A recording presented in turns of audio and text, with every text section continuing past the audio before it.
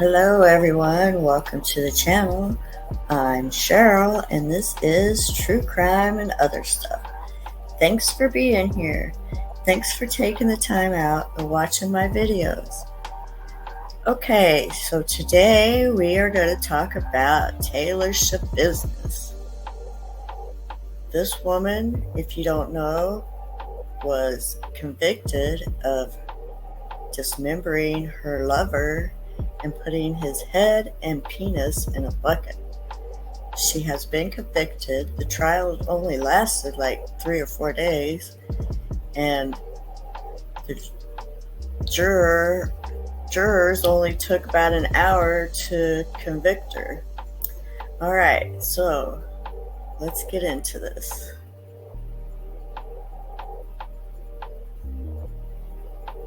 All right. First, we're going to watch this video. Essentially, a mother's worst nightmare. That her son's head is in the bucket. New shocking details revealed in the Wisconsin woman accused of murdering her lover, sexually assaulting him after cutting his head off and dismembering the rest of his body. Monday marked day one of the disturbing trial, where we saw inside the alleged crime scene for the very first time. That's how she put it. I found my son's head in a bucket, so I'm dumbfounded. Didn't believe her. Are you positive my son's head is in a bucket? Go right there. Look right. There's a bucket with a towel on it. Lifted the towel off, and there was, in fact, a human severed head in the bucket. There was a human head. There was genitalia in the bucket. Let me stop you there. What do you mean genitalia? What I would recognize as a penis and testicles. Gruesome testimony pulls back the curtain in the trial of Wisconsin versus Taylor Schabusiness, the woman accused of murdering and dismembering her lover. From finding a decapitated head and penis in a bucket to catching the defendant with blood all over her hands, witnesses did not hold back any chilling details on day 2 of testimony. Ms. Schabusiness had blood on her hands when she was arrested. So you got blood on your hands here, blood on your hands. Okay, yeah, we're gonna have to. The skin, soft tissues, and muscle had been removed from the bone so that it was largely stripped down to the bone itself. One thing I particularly noticed was for a serrated bread knife, that the sharp pointed part of the knife were virtually ground down, dulled, if you will. Where we have complete decapitation. In other words, it's going completely through the neck, and the head is separate from the remainder of the body. With day 2 came a closer look at the defendant's arrest. Jurors were shown never before seen body camera video of the incident. Hi, Taylor. How's it going? Officer Russell with the Green Bay Police Department. 25-year-old Taylor Schabusiness was arrested on February 23, 2022. Investigators in Green Bay, Wisconsin say she strangled her lover, 24-year-old Shad Therion, the day prior. After that, they say she dismembered his body and sexually assaulted his remains. Police were called in the early morning hours of February 23rd, when Therion's mother discovered his severed head in a bucket in her basement. You looked in the bucket, obviously. I did. Okay. Did you move the contents of the bucket? No. Okay. There were other items in the bucket later on that you found out about, correct? There were. Green Bay Police Department Detective Philip Scanlon returned to the stand for a second day, describing the chilling discovery of Therion's remains.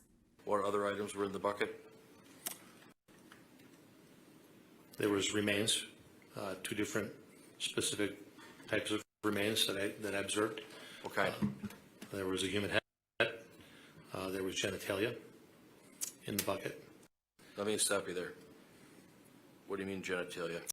What I would recognize as a penis and testicles. And were they laying underneath the head? They were visible after the head was removed, yes.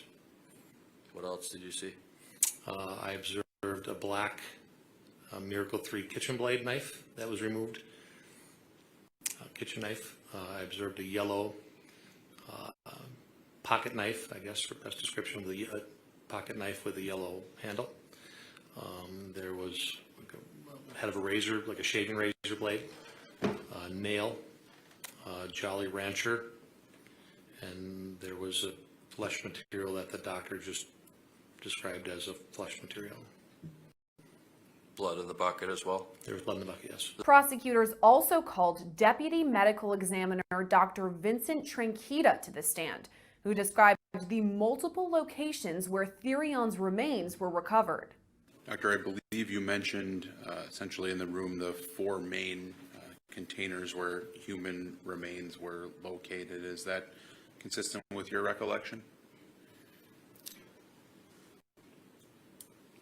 That is correct, within that room, yes. Okay. So we've got the bucket, the blue bag on top of the dresser, the pink and gray bag on the floor, and then the tote. Are those the 4 locations where human remains were located in the room? That is correct. As I go through a room and evaluate the room, I'm looking for evidence of a disturbance, a struggle, or an altercation.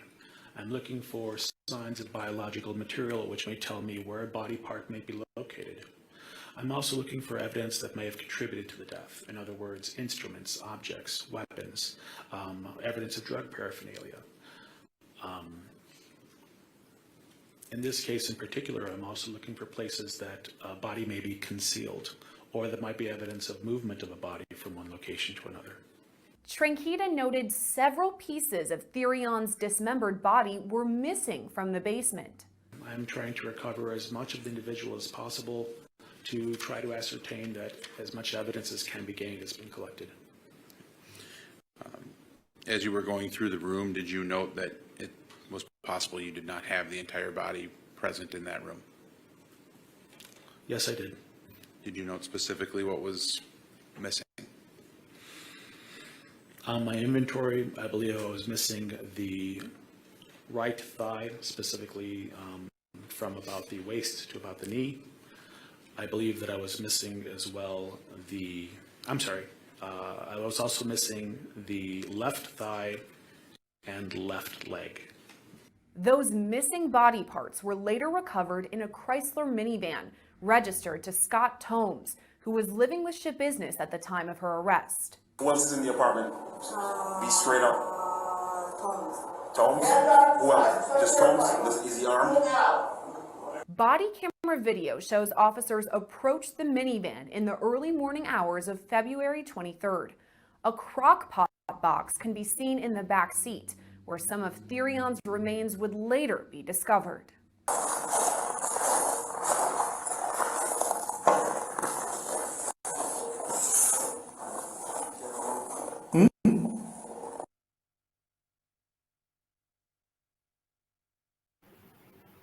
Okay, I'm sorry, I should have told you that it was pretty gruesome, but it is true crime. We do talk about the gruesome, weird, crazy stuff that's going on. Okay, yeah, this is the kind of case where it's like, I thought I saw everything, and this case just makes you think, oh my gosh, it can get worse. It can get worse. Oh my God.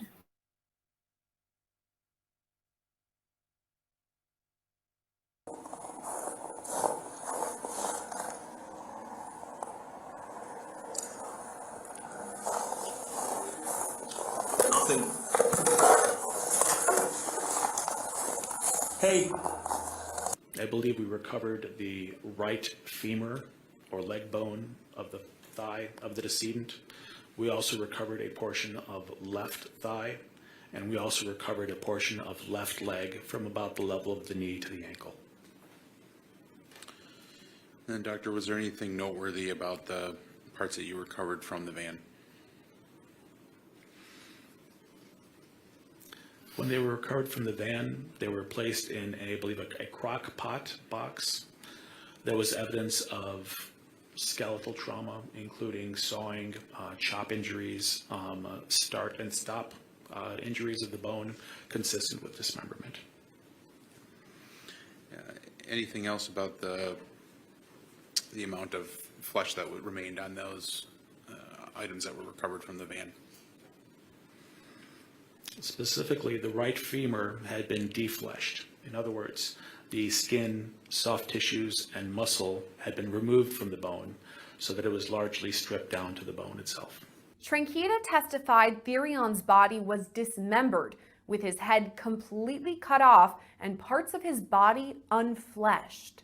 Where we have complete decapitation. In other words, it's going completely through the neck and the head is separate from the remainder of the body. There were also a number of sharp force injuries above and below the level of decapitation, consistent with multiple cuts attempted as the person is trying to get through the neck. The back has been largely flayed and defleshed. In other words, the skin of the back has been removed. Also, the muscles of the back have been removed so that we have exposed rib cage. And I believe that this is post-mortem mutilation because there is no hemorrhage associated with these injuries.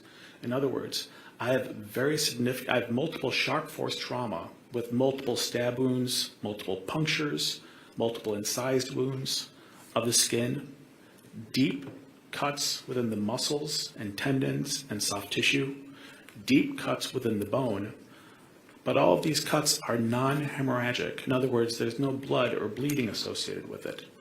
These are consistent with post-mortem mutilation. In other words, there's no circulation going on. Scanlon previously described his findings at the crime scene, testifying multiple knives were recovered, some that were severely ground down.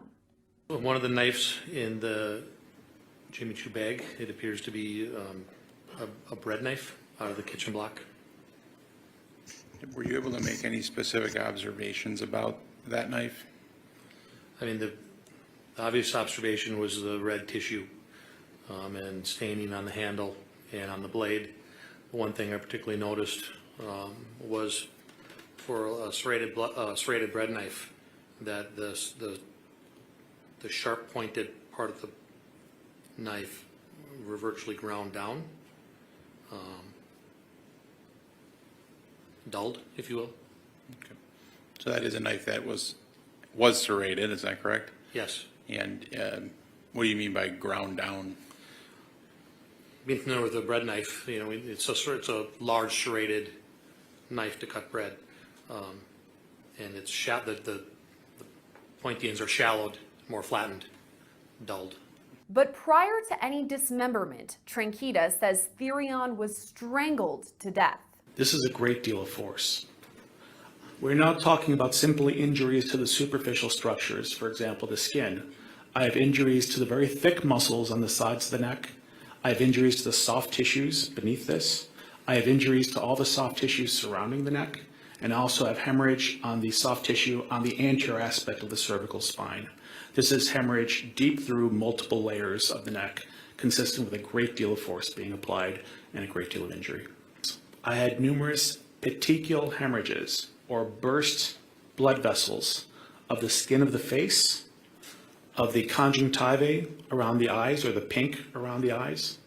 I had hemorrhages as well of the whites of the eyes, or the sclera, and I also had hemorrhages of the mucosa of the inside of the mouth. These are all consistent with sharp pressure being applied to the neck and the blood vessels of the neck, causing bursting of these blood vessels. In addition, the tongue was protuberant outside of the mouth, consistent with the tongue being driven up and outwards during the process of strangulation.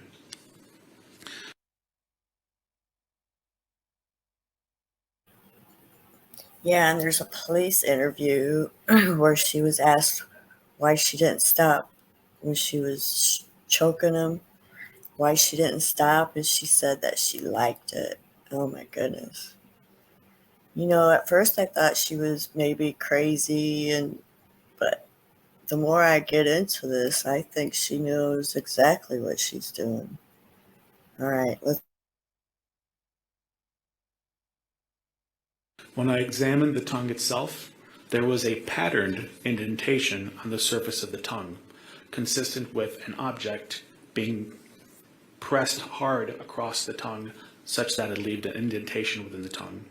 In opening statements, prosecutors pointed to a dog collar, saying that was Schabusiness's weapon of choice in her lover's murder. Tranquita confirmed the theory. Doctor, you mentioned that you were present on scene and had the opportunity to observe two metal dog chains that were collected by law enforcement. Is that correct?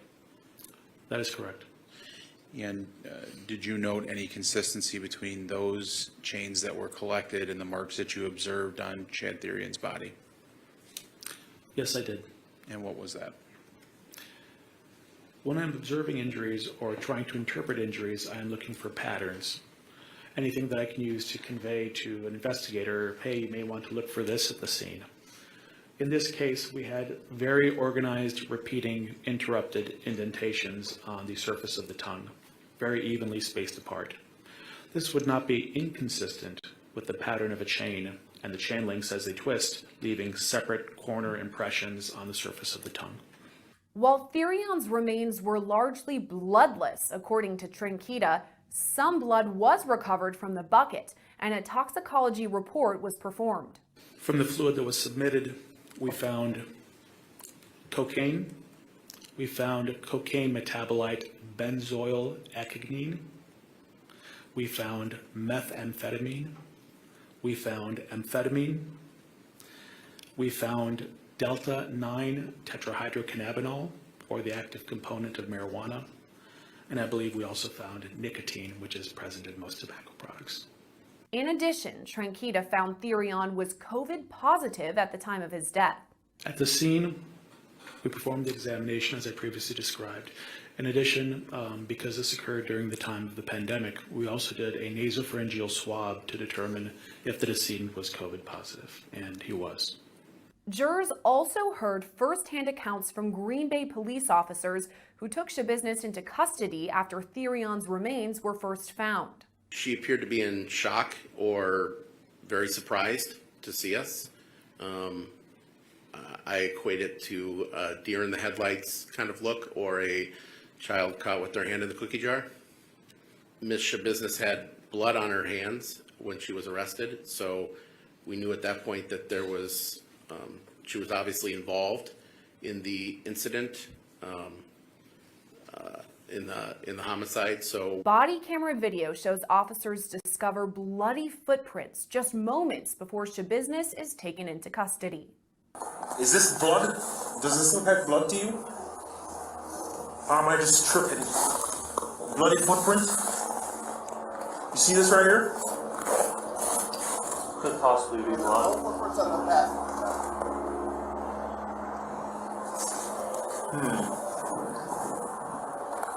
Hey, who did that?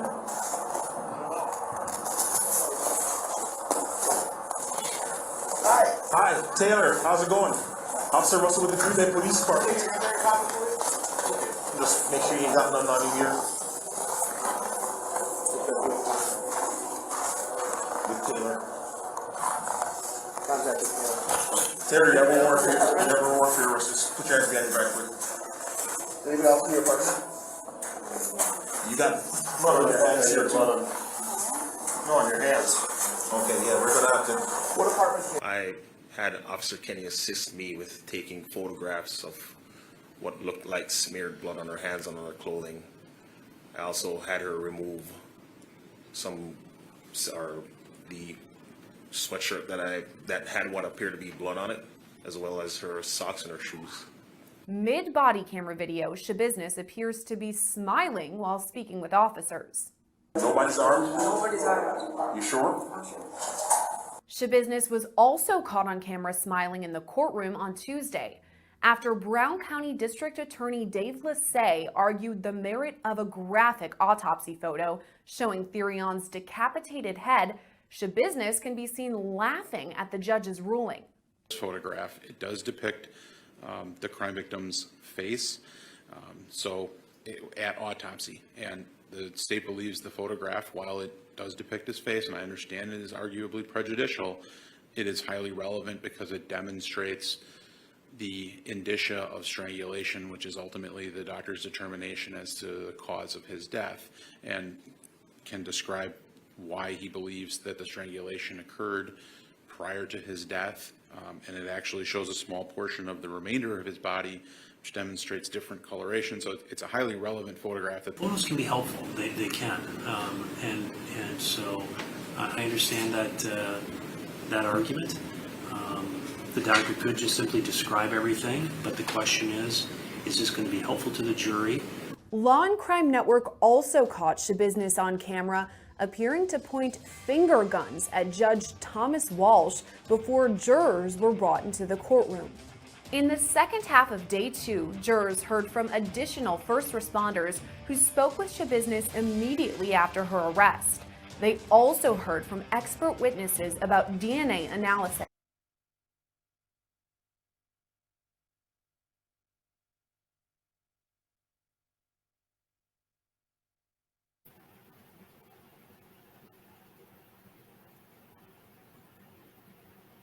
And she lifts a towel that's... Is that it?